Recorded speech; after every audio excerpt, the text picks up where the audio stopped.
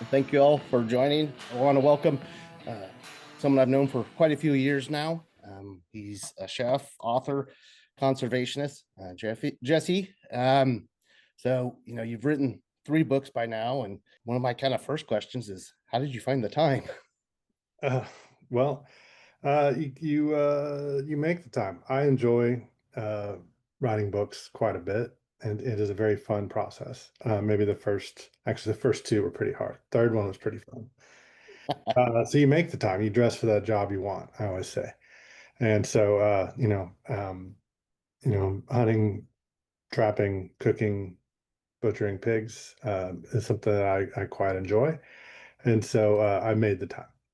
I just like and weave that into my job, and it all benefits all the businesses in the end. The restaurant, any kind of conservation work we're doing, any kind of promotion, just it all just kind of folds in at the end. So it's definitely worth it in the end to take the time to crank out a couple books here and there. Here and there.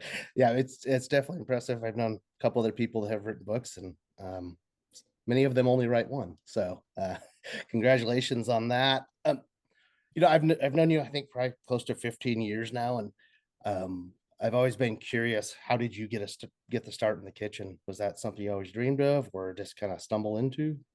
It's not that glamorous story. I started working in restaurants when I was young. I was just more attracted to the amount of work that you could get. Like there was just always work.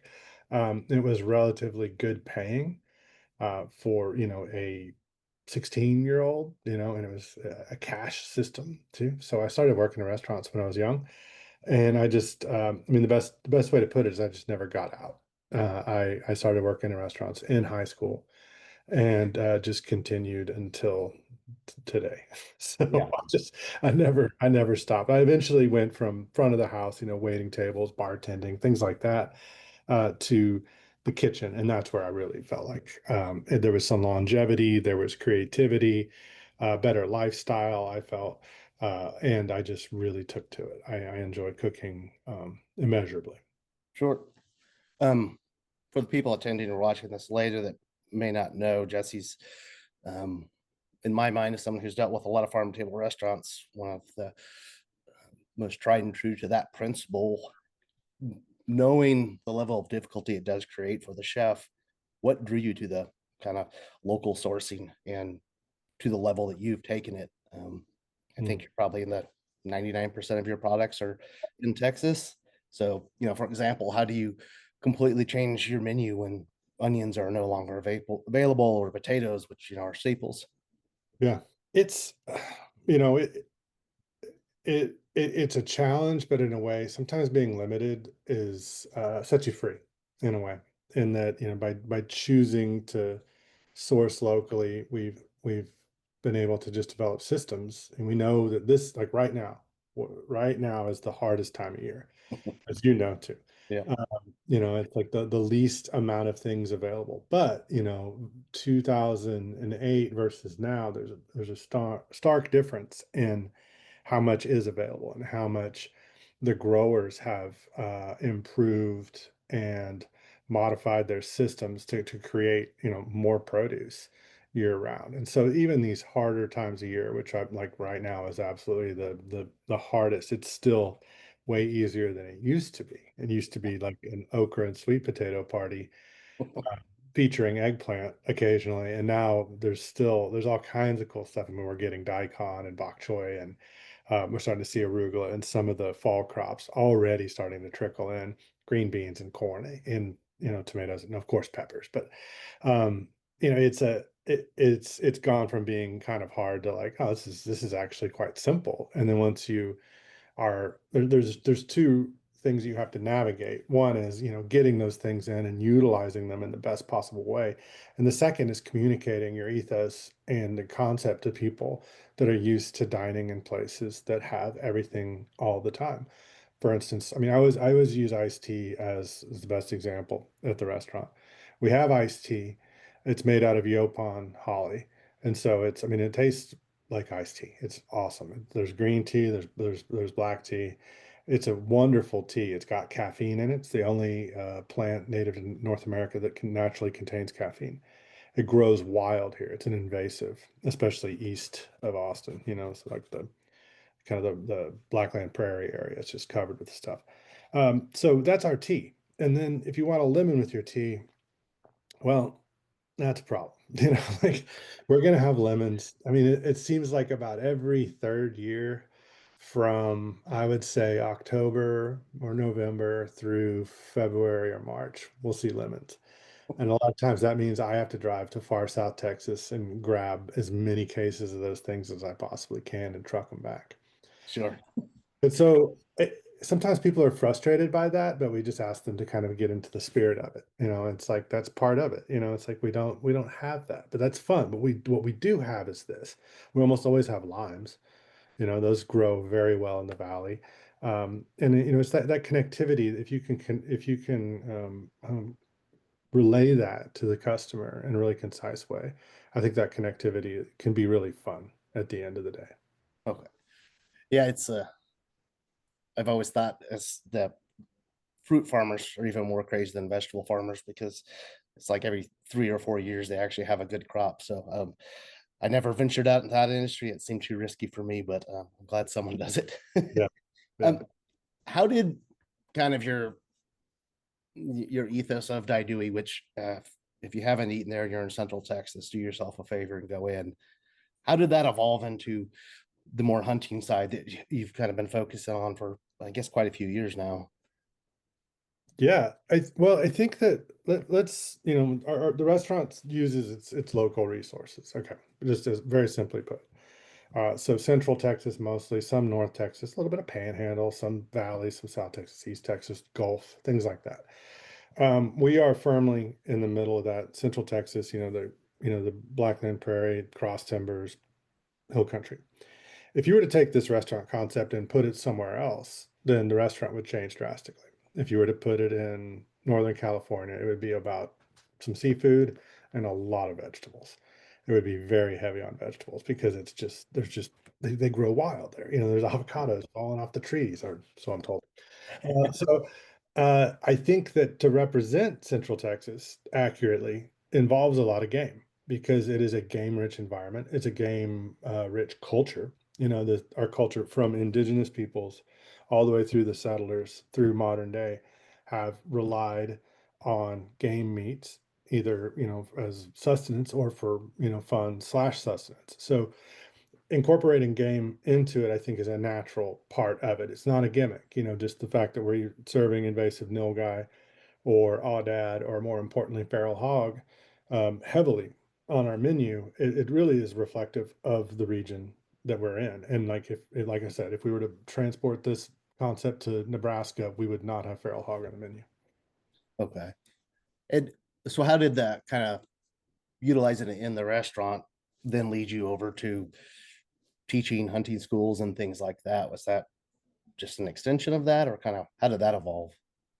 Yeah, specifically, feral hog to me represents just this amazing, just most glorious ingredient, in that it's a win-win-win in that you are removing an invasive and destructive animal from the food system. So it could be a non-delicious invasive and destructive animal. It happens to be very delicious though. And so there's that second win. You're taking them out of the out of the water shed. You're taking them off agricultural land where they're doing untold amounts of damage, and it's good, and we can utilize it, and it's objectively good. And then the third win is that you can remove that amount of meat from an otherwise broken meat production system. We have a lot of, I think, issues with the way that we're raising meat, and by substituting that in, I think that we're just doing so much good by trying to remove these off the landscape.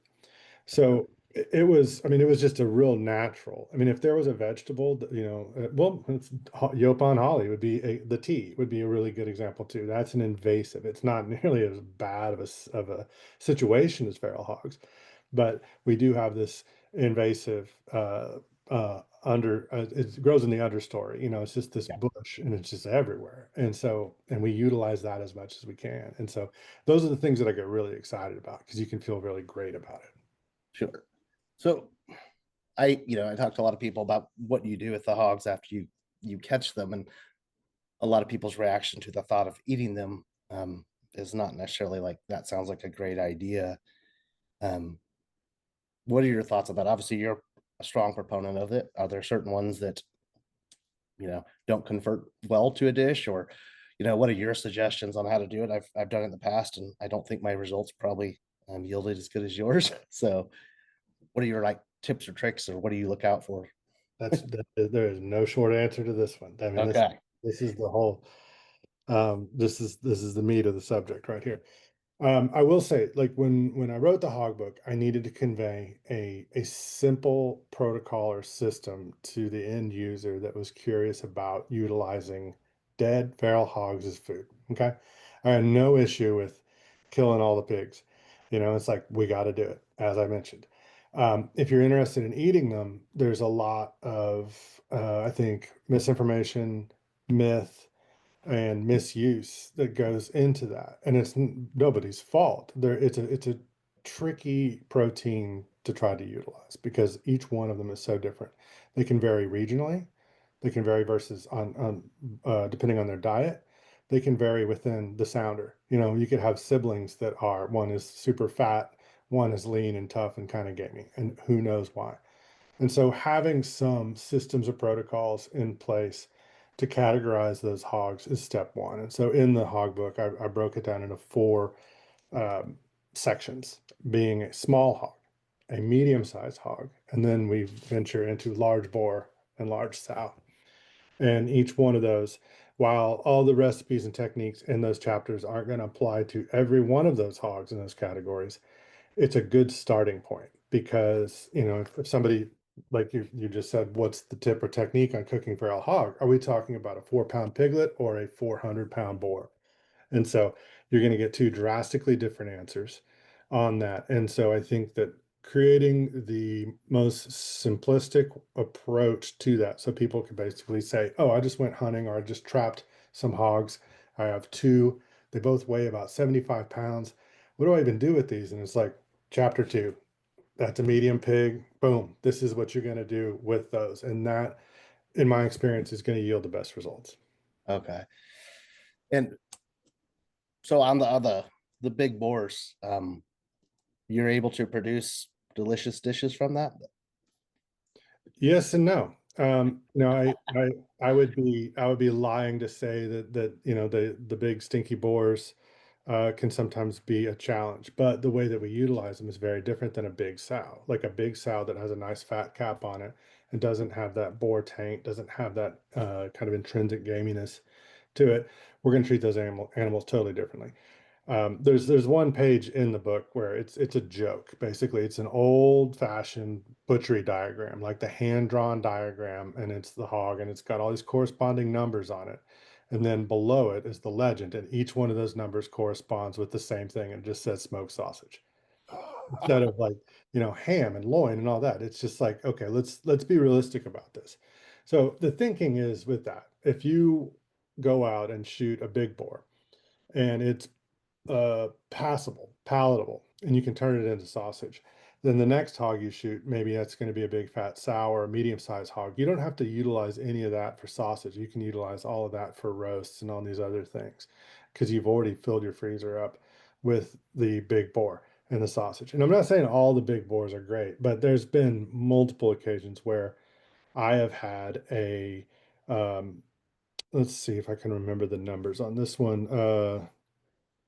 200 and I want to say 49-pound boar on a digital scale because I know how pigs tend to double in weight.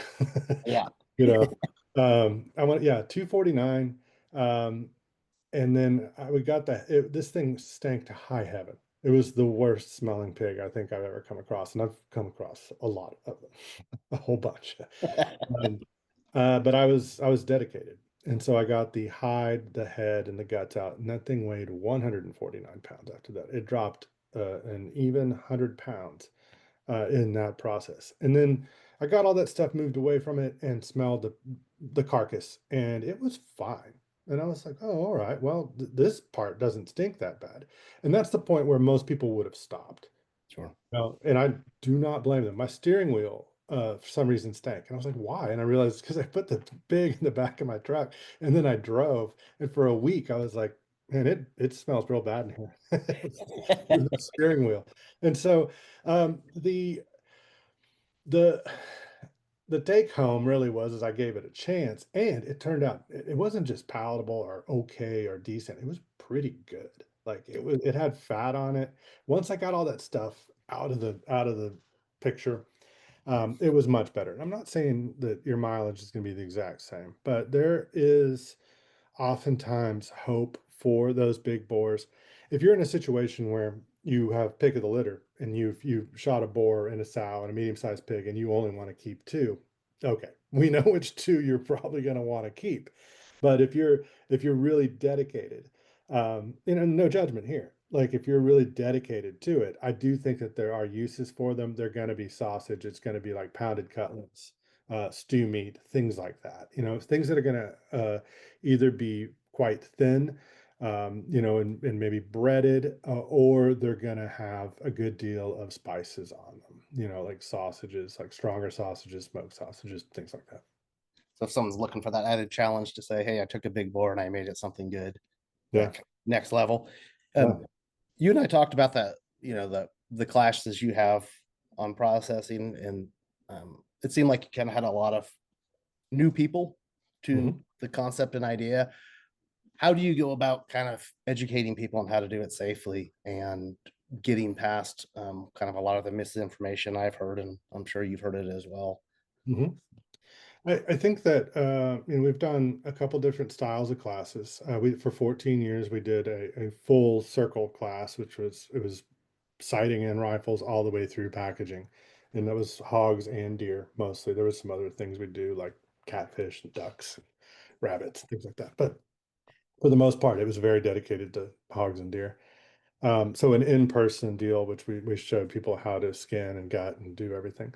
And these days we're really focused on two other, ways of educating about feral hogs, specifically one being an in-person class at the restaurant, which is about a 3.5 hour class. We usually butcher two animals. Those are cold carcasses, and so we have to like conceptualize the part of the sequence up to that where the field care, skinning and gutting. But I talk about that in depth, and we field questions throughout because it's a big part of it, and I think that's where people might be going wrong. And I do have some pretty strong opinions about how to get hogs from like dead hog in front of you into a chilled carcass. And so we do that 3.5 hour class, and then I just released a paywall subscription service that one of the first videos we put on there is the butchery of a large sow. It's an hour and 45 minutes long, and it covers the hunt, skinning, gutting. It's uncensored, so we can do everything. It's not like YouTube where we can put everything on there, how to chill it, and then butchery, and then cooking, and then there's ancillary recipes on the website. That's called the Pedernal Project. Okay. And we're about to add more. In fact, our next priority be adding more size categories of feral hogs onto that website too. So you have a book, you have in-person classes, and now video too, in order to kind of convey all that information. Yeah, I wasn't sure if you already kind of announced that publicly, so I didn't want to mention it. But yeah, so now you're adding, digital education on top of all your other work. And I know uh, conceptually anyway how difficult it is to run a restaurant. So apparently you don't sleep at all. Yeah, yeah, Um, it is true. and so is that part of the Alice project, you're going to kind of continuing to add digital content and kind of more deep dive stuff. Is that what you're working on there? Yeah, and we're looking for, not just hogs, just like topics, helpful topics. Like right now, it's blue crab. I mean, that was always something that I thought that people were kind of curious about, but just felt like they couldn't do. That's the thing that I love is when people are like, how do you do that? It seems just hard. And I'm like, crabbing is the easiest thing in the world. Or I don't think you can eat a feral hog. Oh, absolutely you can. Like, and it's like, here, just check this out. Like real simple, straightforward information. We did an episode on crabs doves, turkey, which is another kind of passion project of mine, and then feral hogs, which is the long term kind of like life goal of mine is to just like proselytize the usage of feral hog. Well, I think it would definitely be a positive, because it's a growing issue, unfortunately, and the economic damage and the disease and all of that. And uh, it was been surprising to me since joining Pig Brig, the percent of people that do not perceive them as an issue. Mm. Um, and coming from an ag background, that thought never dawned on my mind. Like, I just assumed everybody knew the damage they do. Um, and so that's been a little interesting that there's still a lot of education that needs to happen on that. So on the turkeys, I'm curious. I found out other states have almost a nuisance issues with turkey. In Texas, we do not have that issue. So, are you doing work kind of on that conservation side there with any of the groups working on that project, or? No, not, I don't think like, I mean, the perception of turkeys as a nuisance is going to be a kind of a microcosm issue, or like, on my property, I've got a bunch of turkeys. I don't think the North American wild turkey should ever be viewed as a long-term nuisance species because their populations are so vulnerable. And it's writing a book about feral hogs and then writing a book about wild turkey was two opposite ends of the spectrum. One is about basically eradication, and one is about like appropriate and diligent conservation. So you might see huge populations of turkeys. Spokane, Washington, for example, has turkeys walking down the sidewalk. But in 10 years, that might not be the case, and they're going to wish that they had those turkeys back. Hogs never are going to present that. You're never going to be like, I miss them. Yeah, no. Yeah, Yeah, I had both on my farm, and the turkeys were enduring, and the feral hogs were not. So, pretty uh, much. they're quite amusing, their personalities, interactions, Yeah. and I'm sure to some people, feral hogs might be the same. So we've got a couple minutes before I was going to kind of go to the Q&A. Is there anything else you wanted to kind of cover or talk about today? Well, no, I mean, I'm so used to talking about feral hogs. I mean, I could do it for days. I find, I mean, if there's a lot of questions, then we can get to that. I enjoy the interactions, and there's people are usually having a lot of questions about them. So Yeah, let's just dive into the questions, and if we end up with a few minutes at the end, we can yeah. go on. So the first question, I'll just read them as they are. How do your customers feel about eating wild boar in the restaurant? Is it a popular dish? Are they okay with eating something referred to as feral? We learned a long time ago. We call them wild boar, and I know the difference between a boar and a sow. But for a menu, from a menu perspective, wild boar reads but much better than feral swine or feral hog. So we always put wild boar. When we were at the farmers market, this is back in the day when Nathan and I first met. Um, we switched from a domestic pork chorizo over to a feral hog chorizo, and we called it wild boar chorizo, and our sales like tripled in the first week. It's like people just they loved it. It Um, was delicious too. yeah, I had that for breakfast today. I killed a pig last week, and this was the first I've had from it, a medium hog. Yeah. So, uh, the response is generally very good. We mostly aggregate feral hog onto our menu. By that I mean, since we can't really order, hey, I need 4 50 pounders, it's like we got to take what we can get. Now, luckily, we're dealing with a supplier. And so these animals have been trapped, transported to a licensed processing facility. They're inspected, an antemortem inspection. They're killed. They're inspected again. They get a blue Texas stamp on them. They're Texas Department of Agriculture inspected, and then we buy them from there.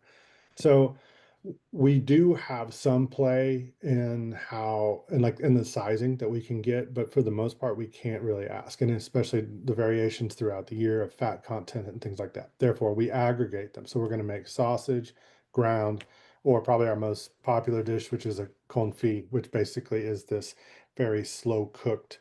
It's cured first in salt and sugar and garlic for a day, and then it's slow cooked in fat, and then shredded, and then we form it into like these squares, and then we pan or sear those off so they get crispy on the outside. And that dish has been on the menu since day one, and it's very popular, but it gives us a way to aggregate all those hogs. So if we get a 30 pounder and a 130 pounder in, we're able to kind of put it all in the same thing and aggregate that flavor. Uh, Next question is, what has been your most memorable wild hog hunt and meal? Ooh, memorable. See, I have a terrible memory. So the hog hunt from last Tuesday, this is the most memorable hunt. The way that we hunt pigs on this property is there's a house there, nobody lives there, and there's a feeder in the backyard. And so we just turn all the lights off, sit on the couch. Me and my friend were just chit chatting. We sat there for 45 minutes. I have a camera on the feeder. It's dark. The camera went off. I looked at my phone. It said, oh, I didn't say, but I was like, hey, there's a pig down there. I open the sliding glass door. I already have my rifle set up, trained on the feeder. I turned the thermal on and I shot the pig, and we were home an hour later. Um, that was awesome.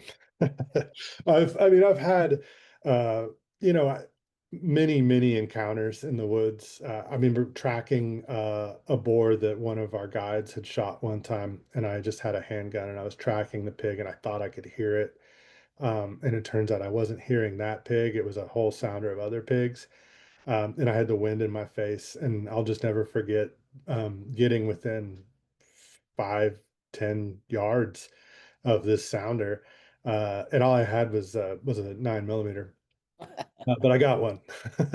That was a pretty exciting hunt because like their sense of smell is their main line of defense, but it also can be their undoing because I think once you're downwind of them, things can go in your favor if you're careful.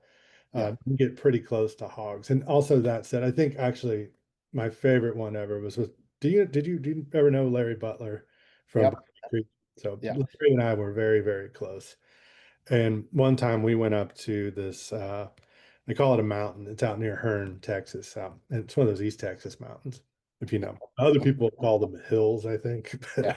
so A we're mountain. on this mountain, and there are acorns all over the place. And there was a pretty strong wind blowing, and we weren't hunting, but we came around this corner, and right in front of me are two big pigs. But the wind is just blowing in my face, and they didn't see me. I don't know how. I mean, they're 5 yards away. I turned around, looked at Larry, and I was like, stop. We got to go back to the truck. The diesel, he's in his big F-250 diesel. It's still idling. We walked the 30 yards back over there. I get my rifle out. I walk back, and the pigs are still there. And I made the closest shot I've ever made on a pig with a rifle, and it was at 2 yards. And that pig was facing me. Uh, and it's just, and again, the wind, it's very important. I mean, that thing never knew I was there. And I think it was crunching on acorns too. And I shot that. Unfortunately, it tumbled all the way down the quote unquote mountain.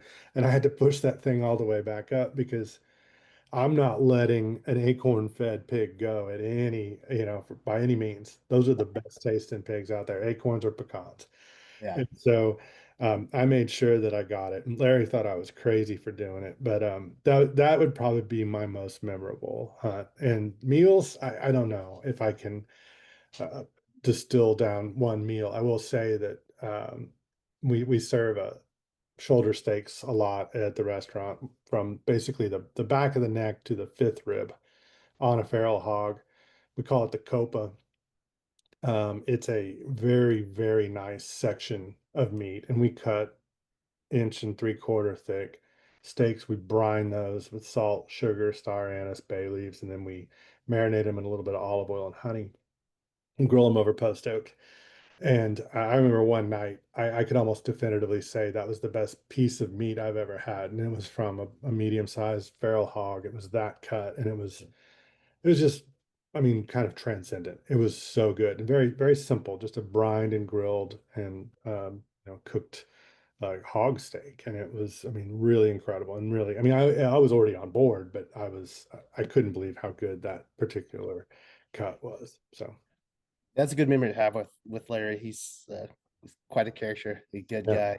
yeah. Um, you know, yeah. Larry making a comment about you being crazy for doing that. I don't know, a little pot calling the kettle black on that one, but Pretty- Let's see. We've got several more questions here. How do you think the food community can help shift perspectives on eating wild game?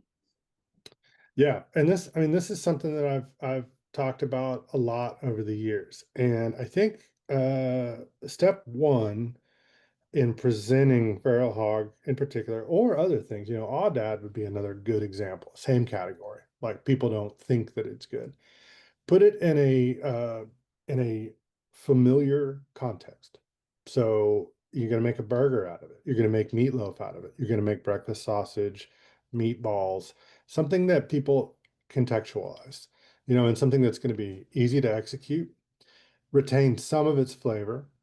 Uh, and I think that's like the gateway preparation. It's just to get somebody on board and be like, oh, you can't eat feral hogs. I was like, oh, well, I just made this, nice smoked sausage. It's got a little bit of cheese and some pickled jalapenos in there. We're gonna grill it and wrap it in a flour tortilla. Just what do you think? And they're gonna be like, oh, this is really good.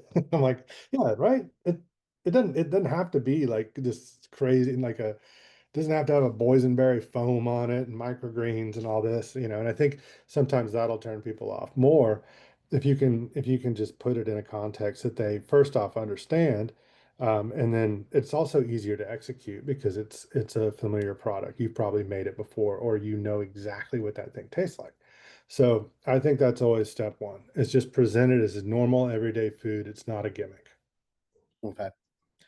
The next one is if you could give one piece of advice to someone who wants to make a career connecting food and conservation, what would it be? You got Stick people's with it. lives in your hands now, Jesse. Yeah, wow. Yeah, I love the question.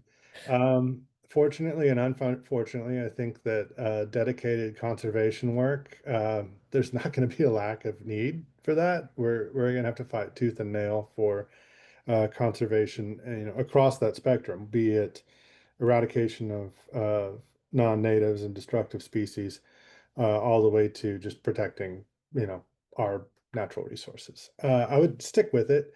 Um, think about how intersects with commerce too. I think, like what we're doing here, selling cooking feral hogs, we're there's a whole food chain there of people that are employed. There's trappers, there's people that build great hog traps. There's a processor, there's the guy that drives from the processor here, there's all the cooks at the restaurant, and then there's us. And so there are ways, and I find, for better or worse, like sometimes that angle uh, can be the best and maybe also the easiest, when you can find a way to, I'm not saying monetize by any means, but, remember, like, part of sustainability is financial sustainability. As a former farmer, Nathan, you know what I'm talking about. Yep. If you grow the best produce in the world and you can't effectively sell it or distribute it, you're not doing anybody any good, and it's like you have this nutritious, wonderful produce, but you can't get it to the community. So financial sustainability, I think, is key, and just a creative approach to that within the conservation realm. Beyond that, I can't get more specific, but I think, like, just be creative, stick with it, and just remember those ethos that got you to where you started. Absolutely. Great advice. And I definitely will uh, echo that. You got to be sustainable for you as a person. If it's a farmer, conservationist, whatever, people Yeah. often miss that component when they're passionate. But unfortunately, we do have bills to pay and such. So the next question is what influenced you the most in your journey as a chef and conservationist? Growing up fishing with my dad, being outside, I love to be outside. I'm a huge gardener. We grow at this point at least half the produce that we eat. Uh, that alone, that connectivity, growing up like that, was huge. And then seeing restaurants and other chefs as I really got into that realm of cooking and the culinary world, there was just some inspiring chefs out there. And notably, Chez Panisse out in San Francisco was this restaurant that I always was just fascinated with. What they were kind of doing this farm to table in the 70s. And there was this British chef, is a British chef, Hugh Farnley Whittingstall, who wrote a book called The River Cottage Meat Cookbook. And I read that and was just like, oh, I love this. I love this approach. I mean, he honored the animal. I mean, I'll never forget, there's a photo of one of his cows about to go to slaughter. I mean, bolt gun on forehead, and it's looking up at the camera. And he put it in his book. And then the next page is just this big uh steak, like a ribeye primal. And I was just like, like both of those are true. Yeah. Like, but you can be sad about that, and that can look delicious to you, and just that connectivity. I think people that just really, again, had an ethic and ethos in the beginning and just stuck with it all the way through. It's always really appealed to me. The next one. How do you adapt traditional recipes to highlight wild pork in approachable ways? Oh, that's a great question. I think that we developed kind of that four-tier program in the book, the different size categories. That helps a little bit. But a lot of times what you're looking at is fat content with feral hogs. And I can't tell you what your hog looks like.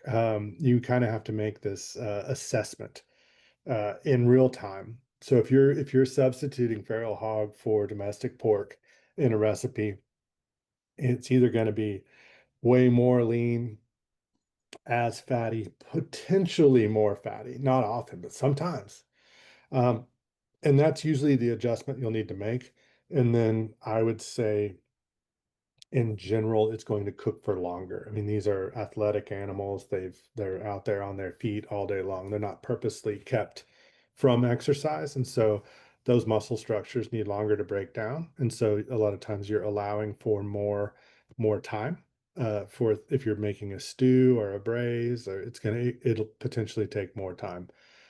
Beyond that, just a little um, experimentation. And also, I think that confidence and conceptualization are incredibly important in cooking, and just like start to trust your instincts, be willing to fail. But like look at it and be like, this doesn't look like feral, or this doesn't look like a domestic pork chop because it's so much leaner. And it's like assessment, reach, step one, you did it. Like, so it either needs like an inclusion of more fat, or you're going to have to kind of massage that recipe a little bit. Okay. Uh, what role does storytelling play in changing the conservation about wild hogs? Or the conversation, sorry, not conservation. Oh, I think it's huge. I mean, if you can go to a convention and go for 10 hours a day, you can sit through some pretty stark, scientific approaches and to the story of the feral hog and where it's at in Texas right now. But I'll tell stories all day. How much time we got, Nathan? Like, let's do this. I'll tell stories all day. I, Stories humanize, and also they they let people know that they can also do that, because you empathize with your audience or the storyteller. Stories always get people like, oh, that sounds like that's the one time that happened to me, or something similar like that happened to me, or I remember this time. And then I think from there it gives them the confidence or the empowerment to go out and do things, be that cooking or a conservation, or just trying to get your pig population under control. And so I think that storytelling is one of the oldest human components. You know, we do it like this now. It used to be done over a fire, but it's age old. So I think it's very important. Well, we still have quite a bit of questions, but running out of time. So I'm going to pick one that's a little different that we haven't kind of touched on at all. Have you tried cooking anything out of the invasive Asian carp? No, I've cooked carp. I think fish are, and this might circle back to the other question we couldn't figure out. Uh, Fish can be approached in some very general ways. I mean, there's just a few categories of fish. Um, they might be kind of bony. I think that totally different topic here, but care of fish right after you've pulled them out of the water is the most important thing, as much as, care for a hog or a deer and aoudad right after you've killed it. I think that bleeding fish is very important, like cutting gills or cutting tails, getting blood out of them, and then getting them as cold as possible, as quick as possible, like in ice slurries. If you do things like that, the quality of fish flesh is it's just so good. You can increase it so much. I mean, there's Japanese techniques, ikejime, that are becoming more common here. You can buy ikejime kits, things like that. So if you're interested in eating fish that are otherwise seen as strong flavored or muddy, if you take some of these steps to mitigate that, I think it'll be really effective. And I'm going to do one last question. Let's see, from your perspective, what's the role of hunters, land managers, and chefs in addressing the feral hog problem? We're not gonna, as Parks and Wildlife says, we're not gonna barbecue our way out of this situation. I think that letting the public know what this issue is, what causes it, what compounds it, which we don't even know all those answers. What makes populations explode? It's weather patterns, it's development, it's access to agriculture that they can feed on and then reproduce. I think that uh, communication with maybe the non-hunting or the quote unquote non-concerned segment of the populace is really important. I think that working together on it to develop really good cohesive systems to, if not eradicate, then at least heavily manage hogs would be great. And then a personal goal of mine is to navigate the uh, the world of donated feral hog meat. Like if we could get hunters, land managers, trapping organizations, and all that, if we could develop protocols and actually have to change laws in order to get feral hog meat into the free food system, to give to people in need, that would be a huge, that's a life goal of mine. We've addressed it through the San Antonio Food Bank. They are one of the first programs in the nation that is starting to um, get feral hog into the food bank, but they have to purchase it, and that would take me 20 minutes to go into the hows and whys and all that. But it's a very interesting problem, and I think that that's not exactly answering that question, but from my personal perspective, all of those interested groups want to get hogs off the landscape, or at least most of them off the landscape. And then that's where I come in. I'm the guy that cooks them. And I'm like, I really wish that all those hogs could go to a place and then go to people that don't have that. So, Sure. Well, thank you very much for your time, Jesse. yeah, I always enjoy visiting with you and learning about everything you're doing. Sorry we weren't able to answer all the questions. I would encourage any of you with some of those questions to definitely get the Hog Book. I think a lot of those questions will be answered. Um, like I said, I've known Jesse for a long time, and he's been very passionate about um, conservation and local food system since I've known him. I can be a little bit jaded, but I've always been impressed about his dedication. So thank you so much for your time, sir, and everything you do. I appreciate it. Thank you for having me. All right. Have a good day. Thank you all.